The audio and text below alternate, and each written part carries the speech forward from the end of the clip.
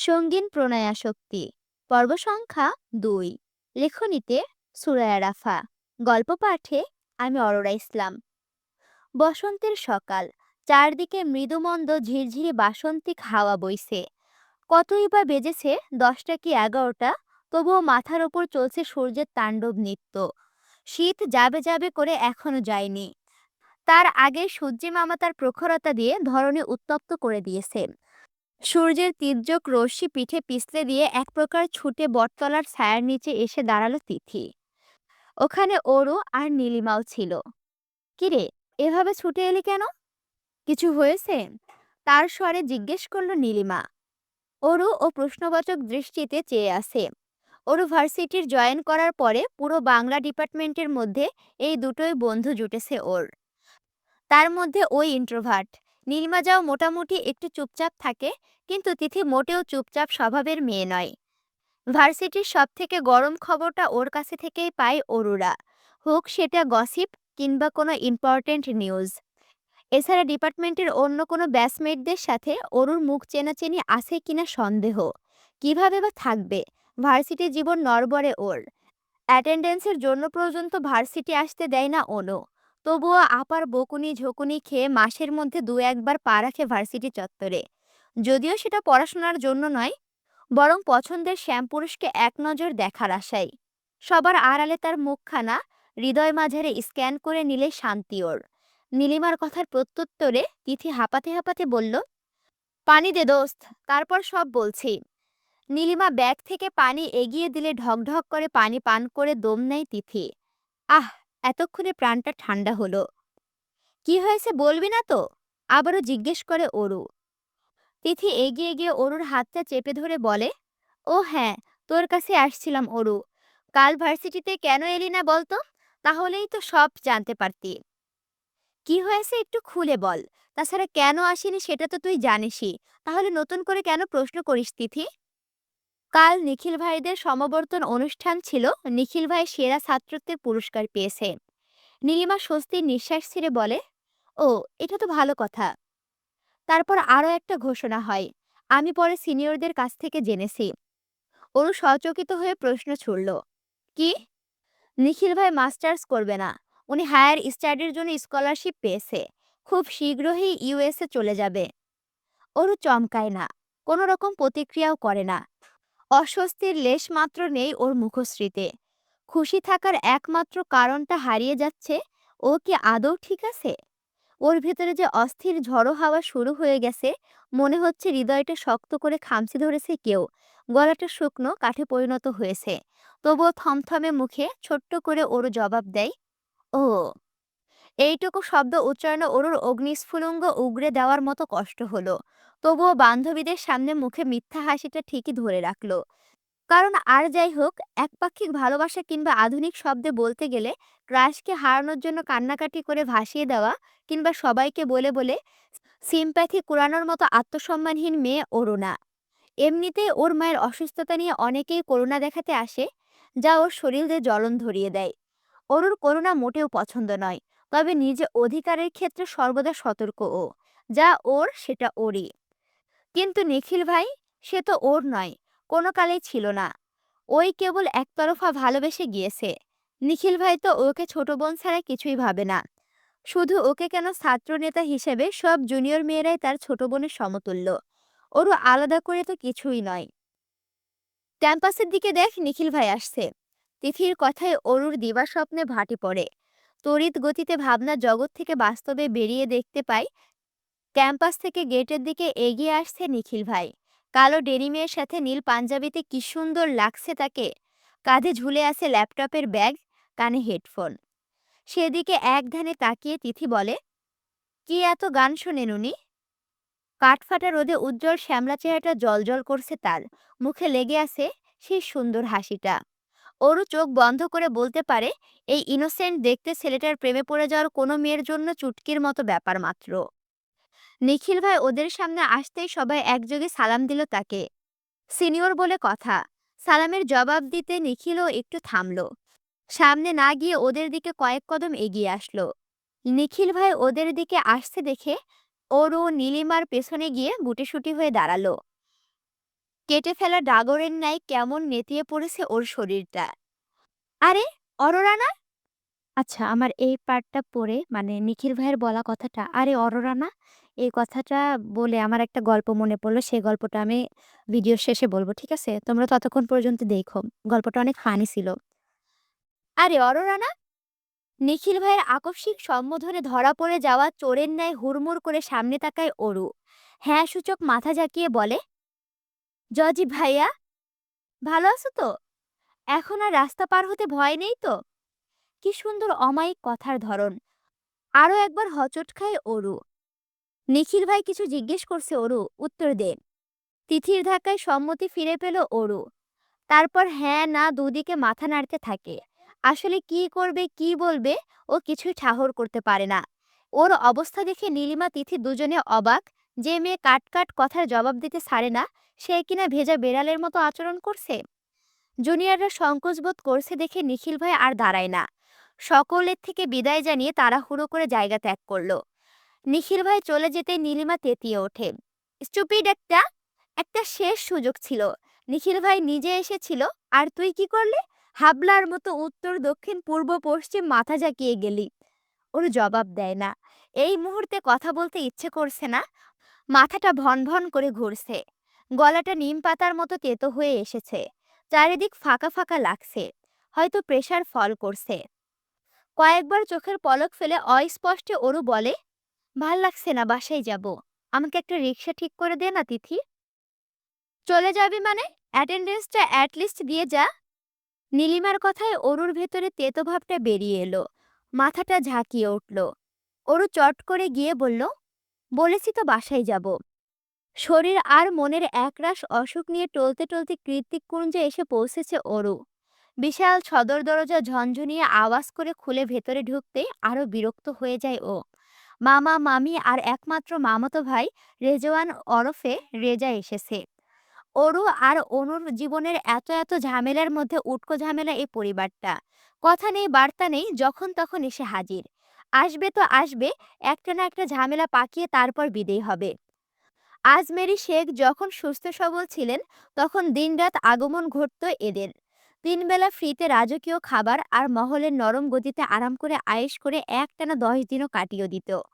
বাড়ি যাওয়ার নামগন্ধ পর্যন্ত নিত না। অরুর মামাতো ভাই রেজা এলাকার পাতিমাস্তান, যার দরুন তার ছেলেপেলেদের নিয়েও আসতো একমাত্র ফুপুর আলিশান বাড়িতে। অরু আর অনু এসবে বেশ লজ্জিত হতো। যত যাই হোক, তাদের তো এভাবে আরেকজনের অন্ন ধ্বংস করার কোনো অধিকার নেই। একমাত্র ভাই ভাবে বলে আজমেরি শেখ তেমন কিছু বলতেন না। অনু অরু একটু গাইগুই করলে ওদেরকেও চোখ পাকাতেন আড়ালে। সবকিছু এইভাবেই চলছিল। কিন্তু আজমেরি হক একেবারে বিছানা শয্যায় চলে গেলে মামা মামির আসল রূপ দেখতে পায় অরুরা। আপন বোনকে দেখা তো দূরের থাক, গত 1 বছরে হাসপাতালের গণ্ডি অবধি মারায়নি ওদের মামা। বরং 2-3 দিন পর পর বউ ছেলেকে নিয়ে এ বাড়িতে এসে অনুকে মানসিক অশান্তিতে ভুগিয়েছেন দিনরাত। তাদের একটাই কথা, বাবা নেই, মায়েরও গ্যারান্টি নেই। আজ বাদে কাল মায়ের কিছু হয়ে গেলে ওদের দু বোনের কি হবে? আজ বা কাল এই বাড়ির ছোট সাহেব ঠিকই ফিরবে। তখন তো ওই দুই বোনের কোনো গতি থাকবে না। তাই এখনই যদি তার একমাত্র সুযোগ্য পুত্র রেজার সাথে অনুর বিয়েটা হয়ে যায়, তাহলে একটা কুল তো হবে। আর আর যাই হোক, নদীতে তো আর ভেসে যেতে হবে না। ওরও বুঝে পায় না, এত বড় দুনিয়া থাকতে ওরা নদীতে কেন ভাসতে যাবে? কি অপরাধ ওদের? অনুর রাগের ঘরটা এমনি পরিপূর্ণ। এসব শুনলে আরো বেশি মাথা খারাপ হয়ে যায়। চেঁচামেচি করে, বাড়ি মাথায় তুলে ফেলে। বিপরীতে মামির গা জ্বালানো কথা তো আছেই। এক কথায় এরা বাড়িতে পা রাখা মানে ঝামেলার অশান্তি। অরু হলরুমে চারিদিকে চোখ বুলায়। অনু কোথাও নেই। তার মানে আপা এখনো হসপিটালে, যাক ভালোই হলো। ওর মামি ডাইনিংয়ে বসে আঙুর চিবুচ্ছে। রেজা কাউচে বসে পায়ে পা তুলে টিভি দেখছে। মামা আপাতত আশেপাশে নেই। অরু সবটা দেখলো। তারপর না দেখার ভান করে দোতলায় পা বাড়ালো। দুটো সিঁড়ি মারাতেই পেছন থেকে ডাক পড়ল মামির। কিরে, দেখলি আমরা এখানে এসে বসে আছি, তাও ঢ্যাং ঢ্যাং করে উপরে চলে যাচ্ছিস? মামিকে চোখে পড়ে না নাকি? আর আমার বৌমা কোথায়? ওরও চোখ খিচে বন্ধ করে নিল। এটারই ভয় পাচ্ছিল ও। অনেক প্রশ্ন করেছে মামি, এক কথায় উত্তর দিতে হবে, কি বলা যায়। ওরও পেছনে ফিরে বলল, মাথা ব্যথা করছে মামি, একটু ঘুমাবো। আর আপা হসপিটালে মায়ের কাছে। করে নে, আরামাইশ যা পারিস করে নে। আজ বাদে কাল বাড়ির মালিক ফিরলে তোদের তো ঘাড় ধাক্কা দিয়ে বের করে দেবে। অনুটাকে কতবার বুঝিয়েছি, এ কথা কতবার বলেছি, আমার রেজার সাথে বিয়েটা দিয়ে দেই, কিন্তু মেয়েটা বড্ড বেয়াদব হয়েছে। বড়দের মুখে মুখে তর্ক করে। বাবা মায়ের শাসন না থাকলে এই হয়। মামির কথায় অরু নেতিয়ে পড়া রাগটা আবারও তরতর করে ঝাঁঝিয়ে উঠল। তীক্ষ্ণ সূচের মতো কথাগুলো গিয়ে শরীরে বিঁধল। ও পেছনে না ঘুরেই বলল, তুমি যে নরম চেয়ারে বসে আঙুর চিবোচ্ছ, ওটাও কিন্তু এই বাড়ির ছোট সাহেবের টাকা দিয়েই কেনা মামি। তাছাড়া জামশেদ জায়ান চৌধুরী অবর্তমানে আমার মাই কিন্তু জেকে গ্রুপের গভর্নিং বডির চেয়ারম্যান। ওর কথায় একটা তাচ্ছিল্যের হাসি খেলে গেল অরুর মামির মুখে। মনে মনে বললেন, এইটুকুনি মেয়ে ভালোই তো খই ফুটছে মুখে। তারপর শত্রুকে পাল্টা তীর নিক্ষেপ করার মতো করে বলে, হতে পারে তোর মায়ের অধিকার আছে, কিন্তু তোদের দুই বোনের তো কোনো অধিকার নেই। তোরা হলে কচুরিপানা। তাছাড়া তোদের মায়ের আর কদিন, বড় জোর হলে 6 মাস। মামি, অনেক বেশি কথা বলে ফেলছেন এবার।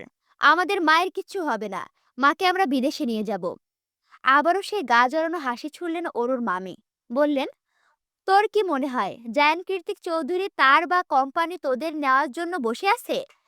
শুনেছি তোর জন্য নাকি বাড়ি ছাড়তে হয়েছিল তাকে। মামির সাথে আর তর্কে পেরে উঠল না অরু। দুশ্চিন্তাগ্রস্ত জটলা পাকানো মস্তিষ্কটা আর চাপ নিতে পারছে না।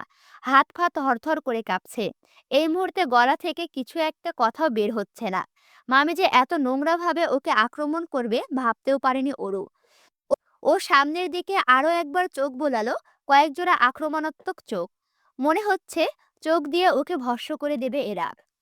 ও আর এক মুহূর্ত হলরুমে দাঁড়ালো না, সিঁড়ি ডিঙিয়ে দোতলায় নিজের রুমে গিয়ে সাপটে দরজা আটকে দিল। ভেতরটা ছিঁড়ে যাচ্ছে। অসহায়ত্ব চারদিকে জংলা আবরণের মতো ঘিরে ধরেছে।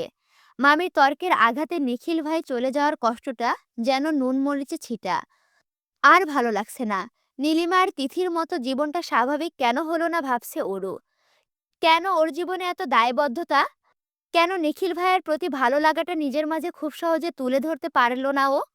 এটা কি শুধুই অন্তর্মুখী হওয়ার দরুন, নাকি পরিবারের টানাপোড়েন আর দায়বদ্ধতা? নিখিলের চলে যাওয়া ভাবতে ভাবতে অনুর মনে পড়ে যায় নিখিলের সাথে প্রথম দিনের সাক্ষাতের কথা। এই তো কয়েক মাস আগে ভার্সিটিতে অ্যাডমিশনের জন্য এসেছে অরু। মায়ের অসুস্থতায় ঢাকা বিশ্ববিদ্যালয়ের মতো অত বড় বিদ্যাপাঠে পড়ার সুযোগ হয়নি অরুর। মোটামুটি প্রস্তুতি নিয়ে যতটুকু পেরেছে তাতে গুচ্ছতে সুযোগ হয়েছে।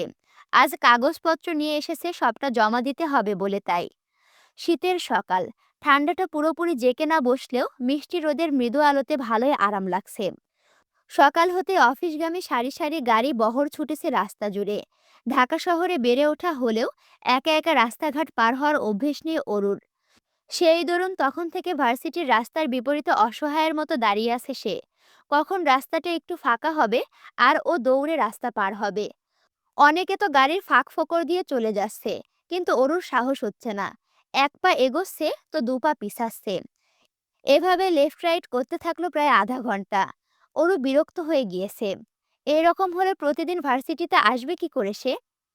ভয় লাগছে। পেছন থেকে তীরের ফলার মতো ছুটে আসা পুরুষালী কণ্ঠস্বর শুনে হকচকিয়ে পেছনে ঘুরল অরু। দেখলো মুখে টোল পড়া স্নিগ্ধ হাসি নিয়ে ওকে প্রশ্ন করছে লোকটা। অরু থ মেরে আছে। হা না কিছুই বলতে পারছে না। কি করে বলবে? ও তো হাসিতেই কুপকাত। লোকটা পাশ থেকে কাউকে ডেকে উঠল, এই অন্তু, ওকে রাস্তাটা পার করিয়ে দে তো। পেছন থেকে ছেলেটা বলল, জি ভাই দিচ্ছি। ব্যাস, তখনই ছিল ভালো লাগার শুরু। অরু বুঝেছিল এই লোকের ভার্সিটিতে বেশ বিশাল জনপ্রিয়তা। তারপর থেকে শুরু হয় অরুর লুকিয়ে লুকিয়ে পর্যবেক্ষণ। উদাসীন দুপুরে কিংবা মরেচে যাওয়া বিকেলে ক্যাম্পাসে এথায় সেথায় তাকে খুঁজে বেড়াতো চোখ দুটো। এক নজর দেখা হয়ে গেলে খুশিতে পুলকিত হতো মনটা। ঝিলিক দিয়ে উঠত মুখের কোণে মিষ্টি হাসি, যা এখনো চলমান। কখনো সামনে দাঁড়িয়ে কথা বলা হয়নি। অরু এও জানে না নিখিল তার নামটা জানলো কি করে। তবে নিখিলের বায়োডাটা সবই অরুর জানা, বলতে গেলে মুখস্থ। কিন্তু আফসোস, এখন এসব কোনো কাজে আসবে না। নিখিল ভাই চলে যাবে। 1000 কিলোমিটার দূর হবে তার ঠাঁই। সায়েন্স ল্যাবের কেমিক্যাল আর এক্সপেরিমেন্টের মাঝে অরোরা নামটাই হয়তো ভুলে যাবে ওর সবচেয়ে প্রিয় নিখিল ভাই। আর কখনো দেখা হবে কিনা তারও গ্যারান্টি নেই। ভাবতেই চোখের কার্নিশ বেয়ে তপ্ত নোনা জল গড়িয়ে পড়ল ওরুর। তুমি যদি আমার না হও তবে সুখের অসুখ তোমাকে জ্বালিয়ে পুড়িয়ে ছারখার করে দিক।